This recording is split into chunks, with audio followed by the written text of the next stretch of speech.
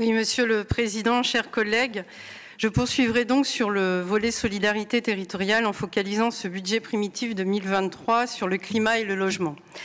Souvenez-vous, lors du débat d'orientation budgétaire en janvier dernier, nous avions pointé un bilan carbone du département du Nord très inquiétant car nous nous éloignons encore davantage de la trajectoire de l'accord de Paris.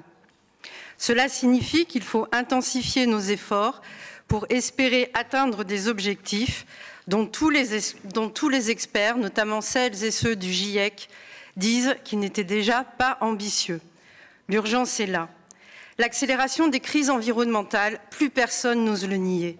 On ne parle plus uniquement des impacts du dérèglement climatique sur le futur, mais bien de ceux qui s'imposent à nous aujourd'hui.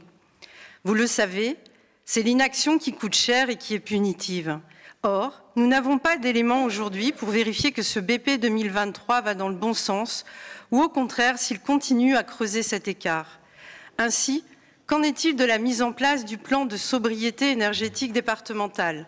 Ce plan de sobriété des services départementaux, annoncé en octobre dernier, prévoit une réduction de notre consommation annuelle en énergie des bâtiments départementaux, prévoit de favoriser les alternatives à la voiture individuelle pour les déplacements domicile-travail des agentes et des agents, ou encore prévoit de renforcer la sobriété numérique en matière d'impression.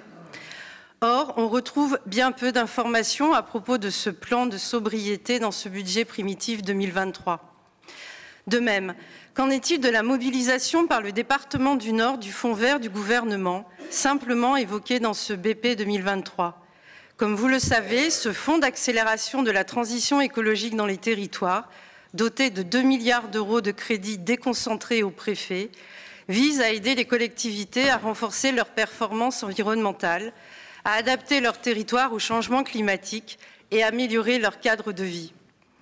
Quelle est donc, Monsieur le Président, la feuille de route prévue par le département du Nord pour mobiliser ce fonds vert? J'aborderai à présent le logement. Nous pointons des baisses de budget par rapport à l'an dernier sur des politiques qui participent pleinement à la transition écologique, comme la rénovation thermique des bâtiments et la lutte contre la précarité énergétique.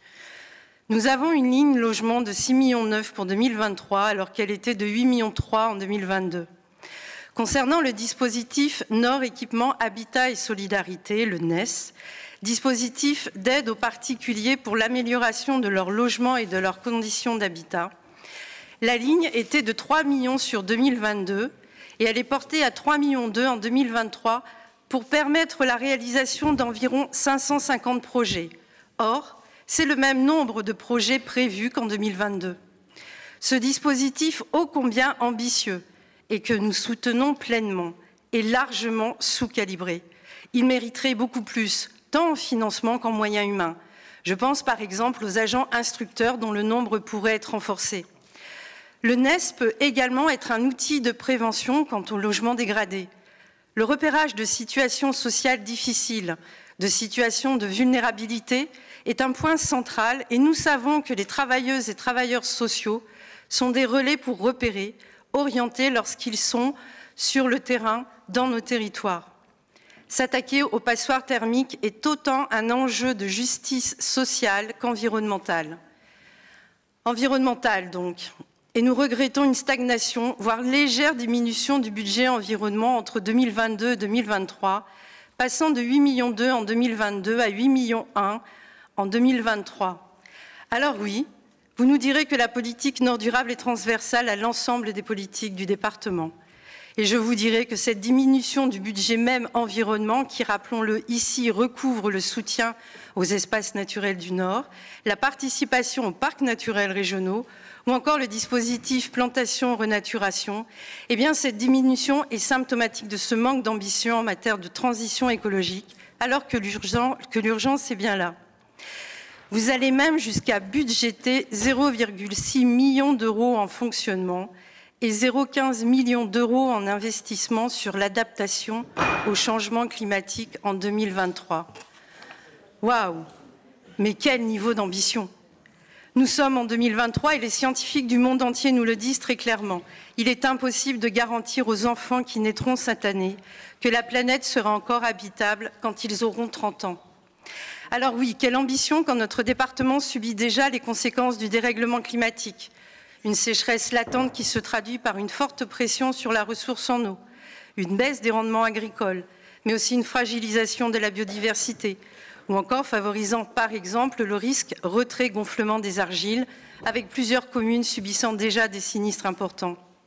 Des phénomènes météorologiques de plus en plus violents, intenses et fréquents.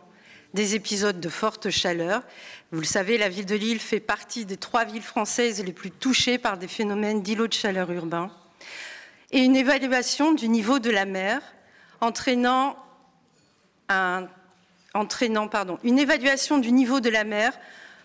une évolution du trait de côte et le plus grand risque de submersion marine en France en termes de population touchée, avec jusqu'à 450 000 personnes concernées, en particulier sur le littoral du Calaisis et du Dunkerquois, où se trouve la centrale nucléaire de Gravelines et 17 sites industriels classés Seveso. En prenant le prétexte de politiques publiques mal calibrées, des adversaires de la transition écologique, et ils sont nombreux, remettraient en cause l'utilité même de ces politiques publiques indispensables pour maintenir l'habitabilité de notre planète. Monsieur le Président, mes chers collègues, ne leur tendons pas cette perche. Je vous remercie.